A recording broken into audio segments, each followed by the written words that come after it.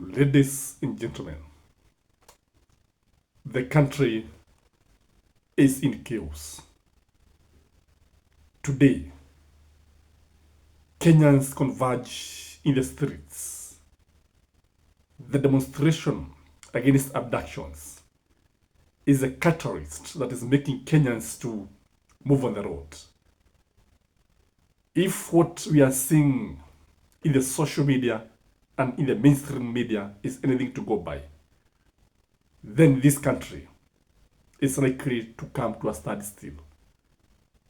If what the human rights and other organizations are saying, various groups are saying, including the youth, we are likely to find ourselves in a situation that can be very, very difficult and very, very painful.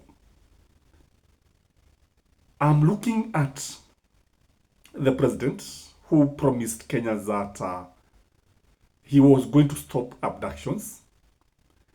But instead of stopping abductions, it is more abductions that are taking place.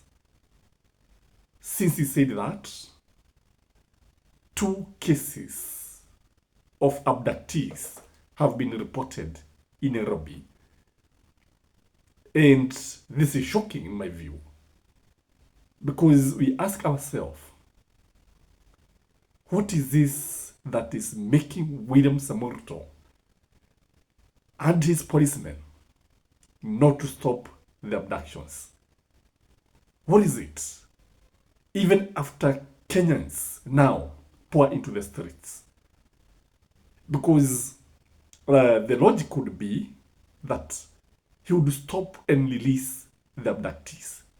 But instead of releasing them, more youth are being arrested or abducted. The word is abduction.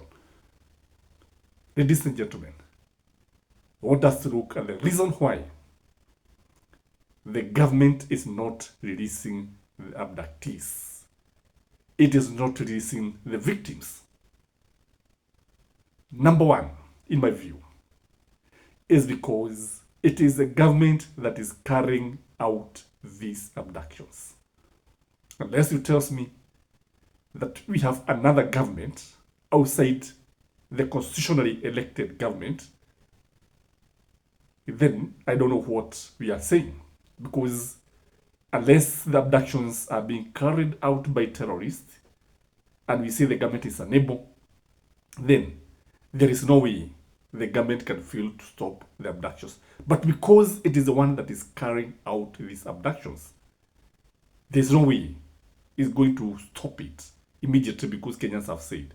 Number two, in my view, is that there is the intention of creating fear in the country. In fact, majority of youth are in fear. They are living in fear.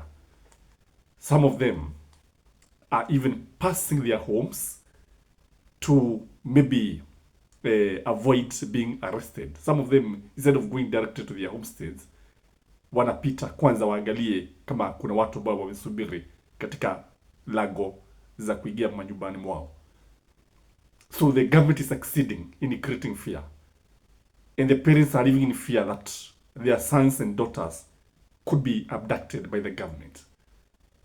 So when you look at it, it is by creating fear that they hope that Kenyans are going to stop criticizing the government. Kenyans are going to stop challenging the government. But the big question is, do you think this fear is going to last? Because if you ask me, Kenyans are becoming hardened every day. The more people are abducted, the more they are hardened. And what we witness in Nyandarua is likely to be repeated in many places. Number two, in my view, why the government is not releasing these victims is because maybe these people are in very bad shape. Maybe the victims are in great pain. Maybe the victims maybe they have been harmed. We don't know. Or even the government maybe does not want to release them in their current condition. maybe if they have been harmed, because if you go by the past experiences of people who have been abducted, it is actually torture. The process is that of torturing every day, beating them.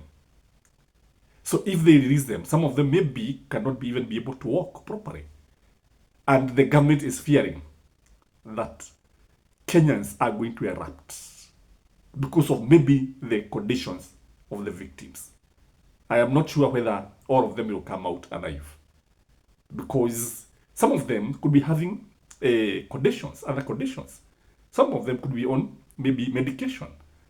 But when they are abducted, nobody's going to give them drugs. And they may end up losing their lives in the process, which would be very, very painful. So the government does not want maybe to release them. Maybe if they have been affected health-wise or psychologically, maybe they want to treat them. The other reason is that the sadists, who are actually the abductors, want to inflict maximum pain to the abductees. They want them to feel pain to the maximum. And by feeling pain or by maximizing pain, you deter them from coming out the second time. But if what we have seen is anything to go by from those who have been abducted, in fact, they are coming out stronger and emboldened. Although you have seen some of them who are even not ready to talk to the media because of fear that has been inflicted on them. And when they remember what they went through, a number of them are not even ready to talk. The other reason, in my view, is because when you look at these governments, maybe there are other powerful people who are more powerful than the Inspector General, as Gachagua said. Gachagua alluded to that. So even if the police want them to be released, they have no power, because the command structure of this abduction squad may be out of the police force. So there's no way they can actually release them unless the master himself tells them or authorizes or commands them to be released. The other reason, in my view, is because they want to prolong the torture. Prolong them. Let them be exhausted. Let them shed the last drop of their blood. Let them continue being hungry. Let them continue being thirsty, so that others can learn the lesson, so that others can stop doing it. But the funny thing, what I'm saying here, or if what we are seeing is anything to go by, it is actually making people more determined. And when I look at it, I want to ask a simple question. Who is benefiting from these abductions? The person who is benefiting from these abductions may have some questions to answer. And if the protest continues, because you see, if they are not released, how will it end? How will it end? And what a bad situation, or what a bad style to end the year. Guys, it is a sad moment for this country. Let's see what the day holds for us. But let us remember that family, that victim who is in the hands of abductors. Because what Kenyans are doing is to create awareness, is to tell the government whatever you are doing is wrong.